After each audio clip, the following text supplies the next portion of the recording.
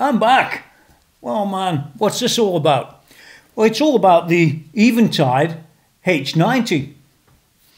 When I posted the video up there, maybe a week or so ago, something like that, there'll be a link to the video down in the text below, by the way, which is one of the first things you want to go and do if you haven't seen that video. And it's normal for me to cover all the things like the processors and memories and bits and pieces like that, the codecs and all that stuff, all the good stuff that's inside this thing.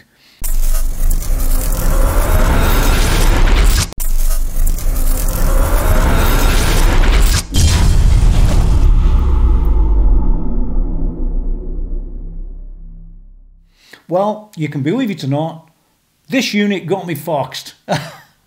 Well, how do I know? Well, what I've got here, now I don't know whether I'll spell this right or pronounce it right or whatever. It's R-W Edwick. That sounds a bit German to me, or something like that at least. Anyway, whoever you are, here's what he put. Eventide developer here. I'll only comment on what you got wrong. Yeah, he could have been there a long time commenting on what I got right, I guess.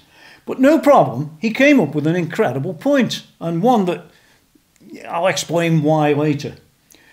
I'll comment what you got wrong about the processing power, because I don't want misinformation out there. Well, that's fair enough.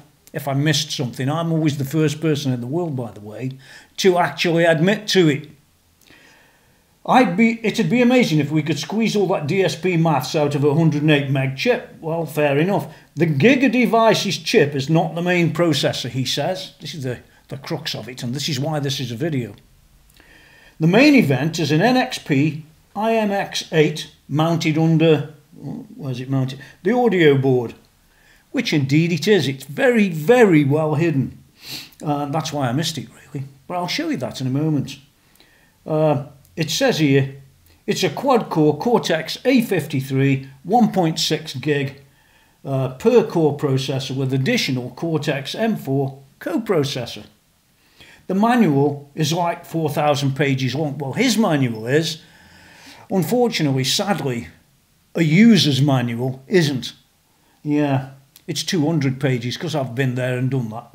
But that's a great thing that he actually put this on here and posted it, because I like to see accuracy in the things I do. And I missed that processor. It was really, really well hidden. Let me show you the pictures. Let's move this thing out of the way. So the first picture that's come up here is the actual board. I've got a picture down here of it. This is the board where the actual other processor that I missed it's underneath.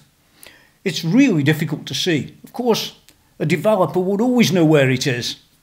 Sadly, not me. I'm just one of these ordinary guys, you know, a customer. But if you go and look at that board and you take it out, which he advised me not to do, but to be honest, it wasn't as difficult as many of the products that I've seen kicking around. If I go back through these, yeah, there it is. It's on screen now. That's the processor board that's underneath the other board, if you follow me. And what gives away where it's located a little bit, if you look at them edge connectors down on the bottom left of that picture, you'll get an idea where this board actually is. From what I could see of it, there's a Kingston memory, a 24601-002.AOOG-A. Not too worried what that is. It is what it is. It's a memory chip. And there's also an Alliance memory chip, which is a secondary chip, it's dated 2014 for the original design date. As well as those two chips, those memory chips, there is a third chip, which is an ROHM BD71850. Don't know what it is, but you could look that one up yourself. I was more interested in finding the processor that's got the actual power driving this thing. And that's, you know, let's face it, it's a £1,000 device in England. And it's at least $1,000, I would guess, or $1,200, where you come from. I can confirm from the picture that's on the screen now, although it's not very good to read exactly on the chip, it is an NXP IMX8 something or other. You go figure it yourself, and it's really exactly what that chap said when he posted it, which is great. I love to see that sort of thing. So there's the chip. If you can make it out a bit better than I can, well, good. If you can't make it out better than what I can, well, you get the idea. It is basically what they said it was. And if you look at that little board that it all sits on, that was, it looks to me like that's a sort of bought-in board that you can integrate into your system. And it looks like that was made by a company called Mcraft or Emcraft Systems. Yeah, just another little aside. I could be right or wrong. But also, on the screen, as you see right now, there it is again, Lamb Audio. Eventide, copyright Eventide, 2019 I might add, which I thought was just pretty interesting really.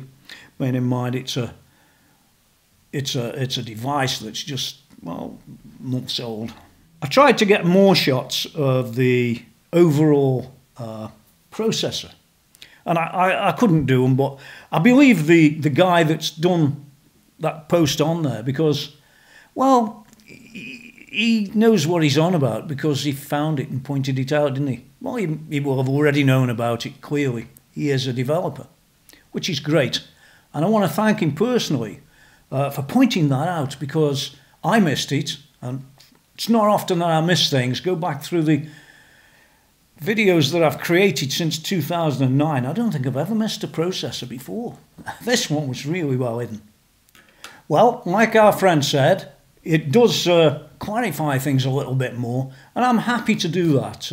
I really wanted to come back and take another look at the H90 so that I can give you as much information as I can. I mean, clearly that chap on there could give you a lot more, but I don't think you really need it. I think once you get to the general processing power and the generalized chips and the general quality of what's inside, I don't really think it's necessary to go any further. I'm glad that's in there. I'm glad the device is better than what, well, I first thought it was. And yeah, it's all good. Yeah. So that's it for now. Any other information I glean will be down in the text. Always remember that.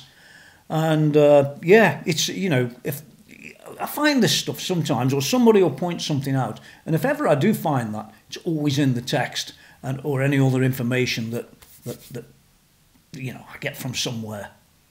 Is it always right? Well, usually. I'm surprised about this one.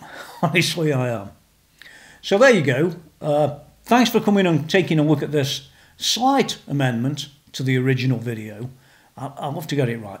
And don't forget to subscribe, do the thumbs up thing, and, you know, click the notify and tick all. You won't get that many out of me, notifications that is, but I do the odd few, and it can cost a lot of money to do some of this stuff. For example, on this device here, Eventide never paid me a bean. I didn't ask them to. I don't want them to. I'm more happy in trying to create a review, including the stuff that nobody shows you, and I already did most of that. Sad that I missed that bit, but there you go. So until next time, thanks for watching. It's always appreciated. Now get out of here. Boom!